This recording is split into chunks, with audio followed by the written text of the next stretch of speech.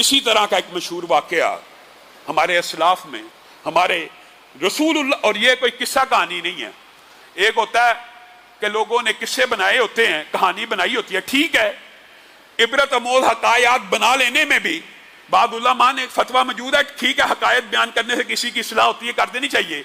लेकिन ये बात कौन बयान कर रहा है? नबी करीम सल्लल्लाहु अलैहि वसल्लम। तो नबी करीम की बात कोई किस्सा कहानी नहीं है, हकीकी वाक़या है। नबी करीम ने कहा एक वक्त ऐसा था, एक बंदे को कर्ज की जरूरत पड़ी, दूसरे बंदे के पास गया, कुछ 1000 दिनार का मामला तय पाया, मिसाल दे रहा हूं, 1000 दिनार 2000 दिनार, कुछ दिनार का मामला तय पा गया। दूसरे बंदे ने कहा कि इसके ऊपर गवाह लेके आते हैं, इस मुआहदे के ऊपर कब वापस करेगा, इस तारीख को इतने बजे मैं तुझे ये तेरा 1000 दिनार मिसाल दे के आपको कह रहा हूं वापस कर दूंगा, इसके ऊपर गवाह लेके आते हैं। इस्लामी शरीयत का असूल है, जब भी आप किसी को कर दें आपको उसका गवाह बनाना चाहिए। इसके अंदर भी हिकमतें हैं, उसको लिखना चाहिए, इसके अंदर भी हिकमतें हैं। लिखी हुई बात बंदा भूलता नहीं है, गवाही वाली बात बंदा भूलता नहीं है, और फिर गवाह बना देने से शर्मिंदगी का एहसास भी होता है जो बंदा ना वापस करे उसको। लेकिन यहां पे ईमान की कैफियत का भी कोई मामला होता है। वो कहता है गवाह लेके आते हैं, वो कहता है दूसरा बंदा कफा बिल्लाहि शहीदा, तेरे मेरे इस मुआहदे के ऊपर अल्लाह गवाह काफी है।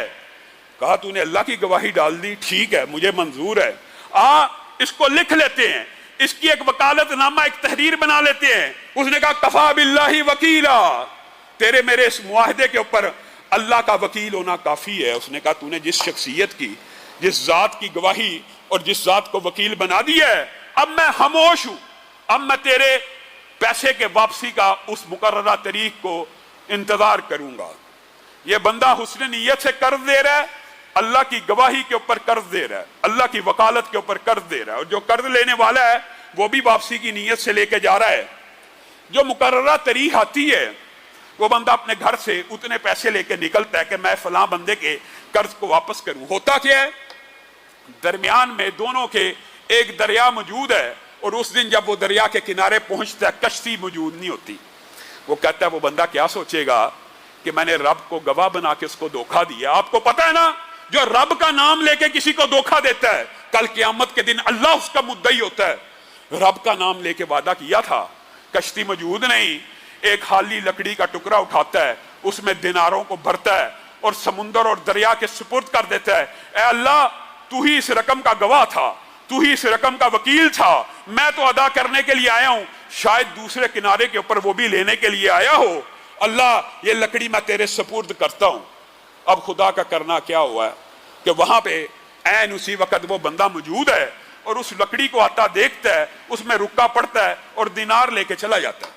होता कि अगले हफ्ते वो बंदा दोबारा अपने दिनार लेके उस बंदे के पास पेश होता है, और वो कहता है कि माजरा ये है कि पिछले हफ्ते में आया था, दरिया के ऊपर कश्ती नहीं थी, मैंने दरिया की सुपुर्द एक लकड़ी कर दी थी, लेकिन मुझे नहीं पता वो लकड़ी तेरे पास पहुंची है या नहीं पहुंची, ये ले अपनी रकम को वापस ले ले।